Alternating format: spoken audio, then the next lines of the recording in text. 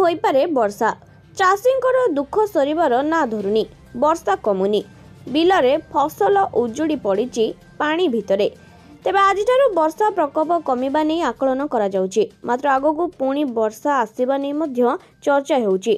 आउ एक आकलन अनुसार संभाव्य घूर्णिबलय प्रभाव में आसंता 27 कि 28 तारिख बेलू ओडिशा रे पुणी वर्षा होई पारे।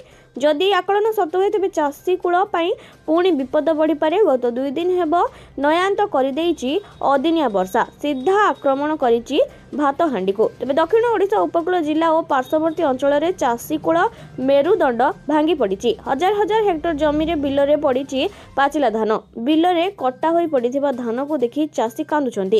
चिंता बढ़िलानी जे अमल अपेक्षा रे छिड़ा होइथिबा धान केते सुरक्षित रहिबो। पाणीपाग विभाग अनुसार आजिठारु वर्षा कमिबो। तेबे गंजाम गजपति रायगड़ा कोरापुट मालकानगिरी गोटी दुईटी स्थान रे हालुका वर्षा होई पारे। बाकी अंचल रे पाग सुखिला रहिबो। आसंता काली ठारु सारा राज्य रे पाग फिटी पारे। अदिनिया वर्षा जनित क्षयक्षति नहीं राजस्व और विपर्य परिचालना मंत्री सुरेश पुजारी प्रभावित जिलार जिलापाल एवं अतिरिक्त जिलापाल सह आलोचना करी स्थिति समीक्षा करछंती। वर्षा कमिबार 48 घंटा 62 घंटा भितर फसल क्षयक्षति रिपोर्ट दाखल करने को निर्देश दिया जायछि।